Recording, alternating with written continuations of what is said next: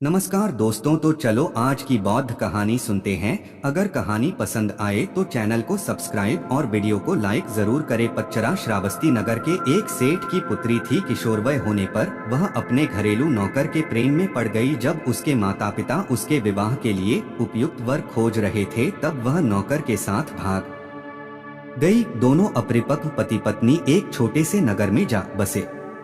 कुछ समय बाद पच्चरा गर्भवती हो गई। स्वयं को अकेले पाकर उसका दिल घबराने लगा और उसने पति से कहा, हम यहाँ अकेले रह रहे हैं, मैं गर्भवती हूँ और मुझे किसी की सहायता की आवश्यकता है।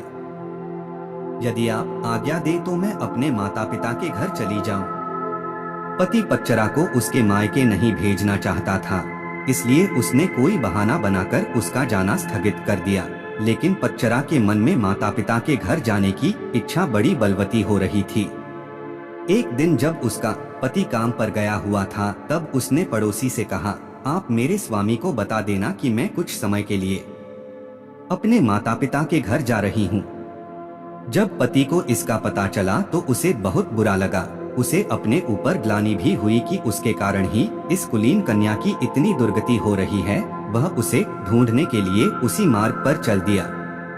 रास्ते में पच्चरा उसे मिल गई। पति ने उसे समझा बुझाकर घर वापस लिवा लिया। समय पर पच्चरा को प्रसव हुआ। सभी सुखपूर्वक रहने लगे। पच्चरा जब दूसरी बार गर्भवती हुई तब पति स्वयं उसे उसके माता पिता के घर ले जाने के लिए तैयार हो गया। मार्ग में जोरों की आंधी वर्षा होने लगी। पच्चरा ने पति से कहा कि वह किसी सुरक्षित स्थान की खोज करे। पति झाड़ियों से होकर गुजर रहा था, तभी उसे एक विषधर सांप ने काट लिया और वह तत्क्षण मृत्यु को प्राप्त हो गया। पच्चरा अपने पति की प्रतीक्षा करती रही और ऐसे में ही उसे प्रसव हो गया। थोड़ी शक्ति जुटाकर उसने दोनों बच्चों को साथ लिया और पति को खोजने निकल पड़ी। जब उसे पति मृत मिला तो वह फूट फूट कर रोने लगी, हाय, मेरे कारण ही मेरे पति की मृत्यु हो गई। अब अपने माता पिता के सिवा उसका कोई न था। वह उनके नगर की ओर बढ़ चली। रास्ते में नदी पड़ती थी। उसने देखा कि दोनों बच्चों को साथ लेकर नदी पार करना कठिन था, इसलिए बड़े बच्चे को उसने एक किनारे पर बिठा दिया और दूसरे को छाती से चिपकाकर दूसरे किनारे को बढ़ चली। वहां पहुंचकर उसने छोटे बच्चे को कपड़े में लपेटकर झाड़ियों में रख दिया और बड़े बच्चे को लेने के लिए वापस नदी में उतर गई। नदी पार करते समय उसकी आंखें छोटे बच्चे पर ही लगी हुई थीं। उसने देखा कि एक बड़ा गिद्ध बच्चे पर झपटकर उसे ले जाने की चेष्टा कर रहा है। वह चीखी चिल्लाई लेकिन कुछ नहीं हुआ। दूसरे किनारे पर बैठे बच्चे ने जब अपनी माँ की चीख पुकार सुनी तो उसे लगा कि माँ उसे बुला रही है। वह झटपट पानी में उतर गया और तेज बहाव में बह गया। छोटे बच्चे को गिद्ध ले उड़ा और बड़ा नदी में बह गया। उसका छोटा सा परिवार पूरा नष्ट हो गया। वह विलाप करती हुई अपने पिता के घर को चल दी। रास्ते में उसे अपने नगर का एक यात्री मिल गया, जिसने उसे बताया कि नगर सेठ का परिवार अर्थात उसके माता पिता और सभी भाई बहन कुछ समय पहले घर में आग लग जाने के कारण मर गए। यह सुनते ही पच्चरा पर दुखों का पहाड़ टूट पड़ा।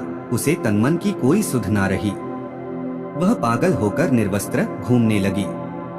उसके मुख से ये ही शब्द निकलते, पति मर गया, बड़ा बेटा डूब गया, छोटे को गिद्ध खा गया, माता पिता और भाई बहनों को चिता भी नसीब नहीं हुई। ऐसे ही विलाप करती निर्वस्त्र घूमती फिरती पच्चरा को सभी अपमानित और लांछित करके यहाँ से वहाँ भगा देते थे।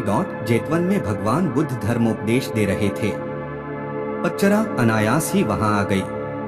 उपस्थितों ने कहा, अरे ये तो पागल है, इसे यहाँ से भगाओ। बुद्ध ने उन्हें रोकते हुए कहा, इसे मत रोको, मेरे पास आने दो। पच्चरा जब बुद्ध के कुछ समीप आई तो बुद्ध ने उससे कहा, बेटी अपनी चेतना को संभाल।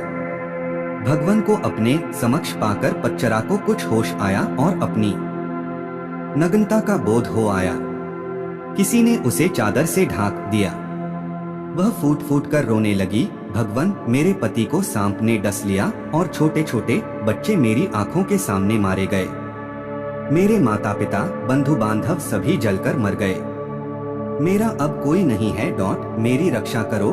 बुद्ध ने उससे कहा, दुखी मत हो, अब तुम मेरे पास आ गई हो। जिन परिजनों की मृत्यु के लिए तुम आंसू बहा रही हो, ऐसे ही अनंत आंसू तुम जन्म जन्मांतरों से बहाती आ रही हो। उनसे भरने के लिए तो महासमुद्र भी छोटे पड़ जाएंगे। तेरी रक्षा कोई नहीं कर सकता। जब मृत्यु आती है तो कोई परिजन आदि काम नहीं आते। यह सुनकर पच्चरा का शोक कुछ कम हुआ। उसने से साधना की अनुमति मांगी। बुद्ध ने उसे अपने संघ में शरण दे दी। धर्म के परम स्रोत के इतने समीप रहकर पच्चरा का दुख जाता रहा। वह नित्य ध्यान व ज्ञान की साधना में निपुण हो गई। एक दिन स्नान करते समय उसने देखा कि देह पर पहले डाला गया पानी कुछ दूर जाकर सूख गया, फिर दूसरी बार डाला गया पानी थोड़ी और दूर जाकर सूख गया, और तीसरी बार डाला गया पानी उससे भी आगे जाकर सूख गया। इस अत्यंत साधारण घटना में पच्चरा को समाधि का सूत्र मिल गया। पहली बार उड़ेले गए पानी के समान कुछ जीव अल्पायु में ही मर जाते हैं। दूसरी बार उड़ेले गए पानी के समान कुछ जीव मध्यम वयता में चल बसते हैं, और तीसरी बार उड़ेले गए पानी के जैसे कुछ जीव अंतिम वयस में मरते हैं। सभी मरते हैं, सभी अनित्य हैं। ऐसे में पच्चरा को यह भान हुआ जैसे अनंत करुणावान प्रभु बुद्ध उससे कह रहे हैं, हाँ पटाचारे, समस्त प्राणी मरणधर्मा हैं। इस प्रकार पच्चरा उन बौद्ध साधिकाओं में गिनी गई जिनको निःप्रयास ही एक जीवन काल में ही निर्वाण प्राप्त हो गया। कहानी पूरी सुनने के लिए आपका बहुत बहुत धन्यवाद।